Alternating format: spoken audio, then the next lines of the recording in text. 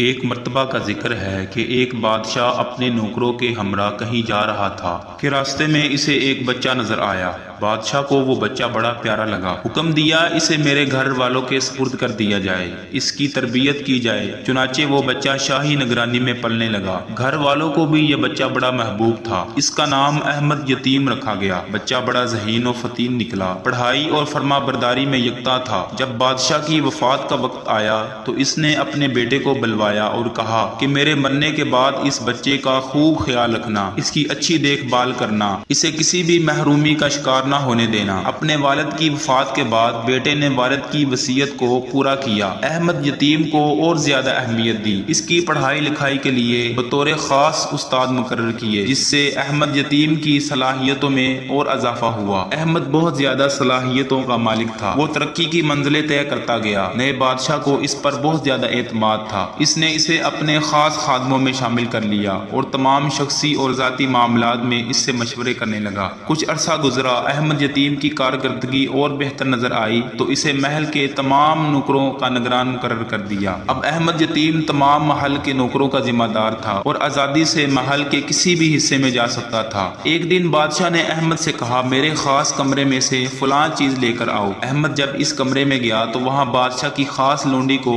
ایک نوکر کے ساتھ قابل اعتراض حالت میں دیکھا۔ فسق و فجور میں مبتلا اس لونڈی نے احمد کی منت سماجت کی کہ اس پر رحم کرے اور اس کی پردہ پوشی کرے۔ لونڈی خوبصورت تھی، وہ اسے ورگلانے لگی کہ میں تمہاری ہر قسم کی خدمت سر انجام دینے کو تیار ہوں۔ احمد نے کہا معاذ اللہ، تم کس قسم کی حرکتیں کر رہی ہو؟ میں اپنے امیر کی خیانت کس طرح کر سکتا ہوں؟ اس نے میرے ساتھ اتنا اچھا سلوک کیا ہے، مجھے فرش سے عرش تک لے گیا، یہ کام ذلیل اور گندے لوگوں کا ہوتا ہے۔ اس نے لونڈی کو نصیحتیں کی اور توبہ استغفار کی تلقین کر کے وہاں سے رخصت ہوا اور اسے یقین دلایا کہ فکر نہ کرو، میں تمہاری پردہ پوشی کروں گا۔ ادھر اس لونڈی کو مسلسل فکر کھائے جا رہا تھا کہ کہیں احمد میرا پردہ چاک نہ کر دے۔ شام کے وقت حسب دستور جب امیر اندر آیا تو اس نے روتے ہوئے اپنے کپڑوں کو چاک کر لیا اور چہرے پر تھپڑ مارتے ہوئے امیر کے پاس پہنچ گئی۔ امیر اس وقت اکیلا تھا، اپنی خاص لونڈی کو روتے ہوئے دیکھا تو کہنے لگا تمہیں کس نے مارا ہے اور کیوں رو رہی ہو؟ لونڈی نے مکر و فریب کے ساتھ اداکاری کرتے ہوئے کہا احمد یتیم نے میرے ساتھ دستے درازی کی کوشش کی ہے، میں بمشکل اپنی جان بچا کر بھاگی ہوں، ورنہ وہ تو زبردستی منہ کالا کرنا چاہتا تھا۔ بادشاہ نے سنا تو وہ غصے سے بے قابو ہو گیا، بولا ایسے شخص کی سزا موت ہے، اسے فوراً قتل کر دینا چاہیے۔ رات ہو چکی تھی، لہٰذا اس نے اپنے ارادے کو صبح تک ملتوی کرنا مناسب سمجھا۔ ادھر احمد محل میں بے حد مقبول تھا،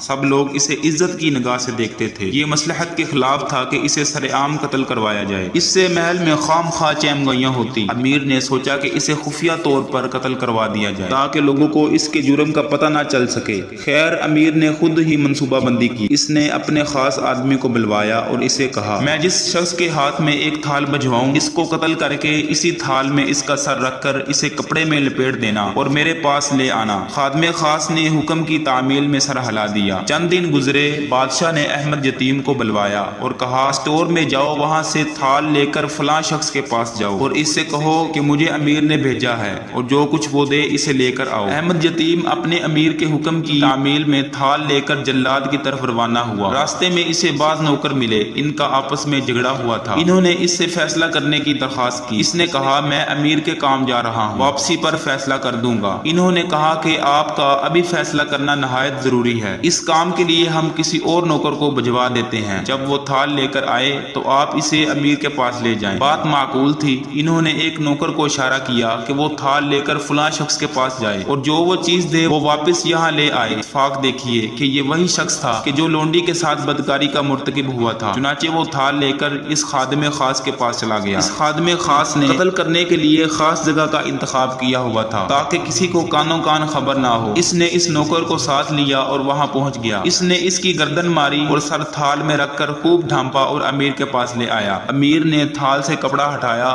تو وہاں احمد یتیم کے سر کی بجائے کسی اور نوکر کا سر تھا۔ وہ بڑا حیران ہوا، اس نے پوچھا احمد یتیم کہاں ہے؟ بتایا گیا کہ وہ فلاں جگہ ہے۔ امیر نے احمد احمد یتیم کو بلانے کا حکم دیا۔ جب احمد یتیم حاضر ہوا تو پوچھا میں نے تمہیں ایک کام دے کر بھیجا تھا اور کہا تھا کہ تھال خود لے کر جاؤ، تم خود کیوں نہیں گئے؟ احمد یتیم جو تمام حالات سے بے خبر تھا، اس نے نوکروں کے درمیان جھگڑے اور پھر ان کے درمیان صلح کا ذکر کیا کہ میں وہاں مشغول تھا۔ اچانک امیر کو خیال آیا اور اس نے اس خادم کے بارے میں پوچھا کہ کیا تم اسے اور اس کے گناہ کو جانتے ہو؟ احمد نے کہا ہاں، اس کے فلاں لونڈی کے ساتھ ناجائز تعلقات ہیں اور اس نے مجھے اللہ کا واسطہ دے کر چپ کرا دیا تھا کہ میں اس کی پردہ داری نہ کروں۔ امیر کو جب سارے واقعے کا علم ہوا تو اس نے لونڈی کو قتل کرنے کا حکم دیا اور احمد کو مزید اختیارات عطا کیے، اور اس کے لیے اس کے دل میں محبت اور عزت و احترام میں مزید اضافہ ہوا۔ یہ تھا انجام ایک وفادار کی وفا کا اور ایک خائن کی خیانت کا۔ بلا شبہ اللہ رب العزت کا فرمان ہے اور بری تدبیر کا وبال اس تدبیر کرنے والے پر ہی پڑتا ہے۔